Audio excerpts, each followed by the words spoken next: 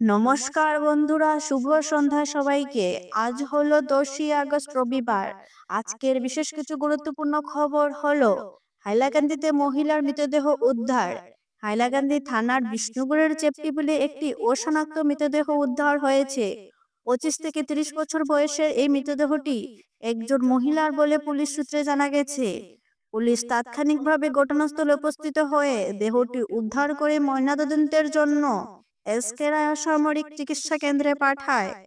উদ্ধার হওয়া মৃতদেহটি বর্তমানে হাইলাকান্দি পুলিশের হেফাজতে আছে।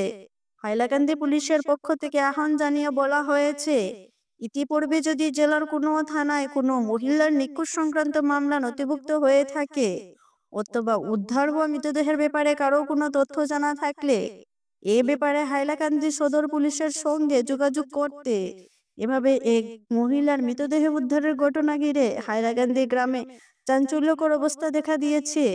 পরবর্তী খবরে আছে অমৃত ভারত প্রকল্পে কাজ শেষ মাত্র 105 স্টেশনের। সংসদে জবাবে কেন্দ্র। সংসদের বাদল অধিবেশনে তৃণমূল সাংসদের একের পর এক প্রশ্ন বাণে জর্জরিত কেন্দ্র সরকার। এবার লোকসভায় অমৃত ভারত স্টেশনের প্রকল্পের অগ্রগতি নিয়ে প্রশ্ন তুললেন তৃণমূলের দল নেতা অভিষেক বন্দ্যোপাধ্যায়।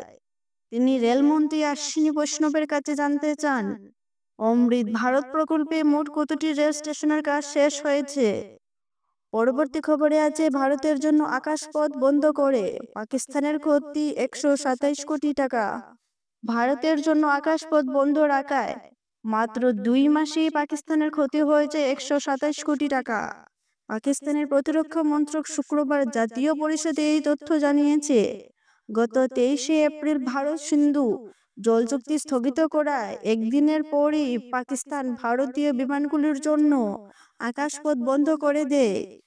পরবর্তী খবরে আছে অবৈধ বাংলাদেশি বিতরণে ব্যর্থ কেন সরকার, প্রশ্ন গৌরব গগৈয়ের। অবৈধ বাংলাদেশের তাড়াতে না পারলে ব্যর্থতায় দায় নিয়ে মুখ্যমন্ত্রী ডক্টর হেমন্ত বিশ্ব শর্মা পদ ত্যাগ করুন। অবৈধ বাংলাদেশে অনুপ্রবেশকারী ইস্যুতে শনিবার এমন বাক্যবাণী মুখ্যমন্ত্রীকে বিঁধলেন অসম প্রদেশ কংগ্রেস সভাপতি যোরহাটের সাংসদ গৌরব গগৈ।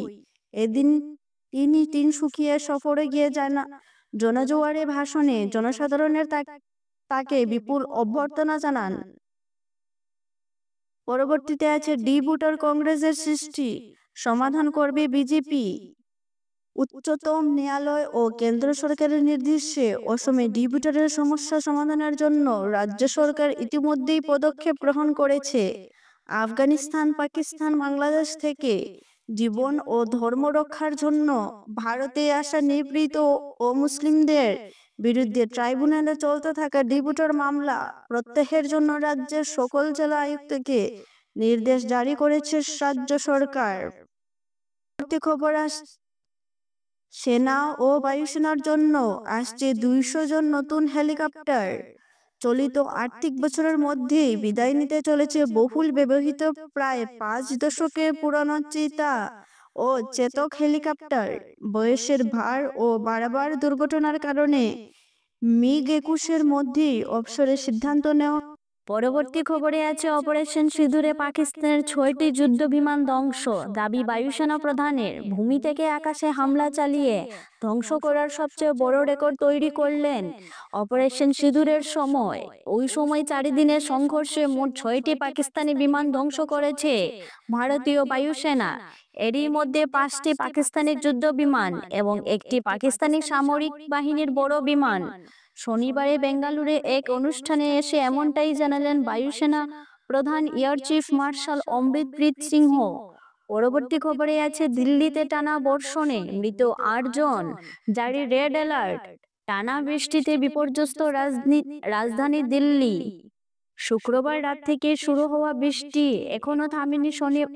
শনিবারেও দক্ষিণ পূর্ব দিল্লির যোধপুরের হরিনগরে এক পুরনো মন্দিরের পাঁচিলের একাংশ ভেঙে চাপা পড়ে মৃত্যু হয়েছে 2 শিশুসহ 8 জনের। টানা বর্ষণে রাজধানীর নানা গুরুত্বপূর্ণ রাস্তায় জল জমে সৃষ্টি হয়েছে তীব্র যানজট। এরই মধ্যে আইএমডি গোটা দিল্লিতে জারি করেছে লাল সতর্কতা। পরবর্তীতে আছে এবং শেষ খবর, ট্রাম্পের মধ্যস্থায় ৩৫ বছরের শত্রুতা শেষ, শান্তি চুক্তি আর্মেনিয়া ও আজারবাইজানের। আর্মেনিয়া ও আজারবাইজানের মধ্যেকার দীর্ঘ ৩৫ বছরের শত্রুতার অবসান ঘটল মার্কিন ডোনার প্রেসিডেন্টের উদ্যোগে। ট্রাম্প জানিয়েছে, দুই দেশে প্রতিশ্রুতি দিয়েছে যে তারা আর যুদ্ধে জড়াবে না, একে অপরের সীমানাকে সম্মান করবে এবং কূটনৈতিক সম্পর্কেও নতুনভাবে গড়ে তুলবে। ধন্যবাদ বন্ধুরা, আজকে ছিল এগুলাই বিশেষ বিশেষ খবর।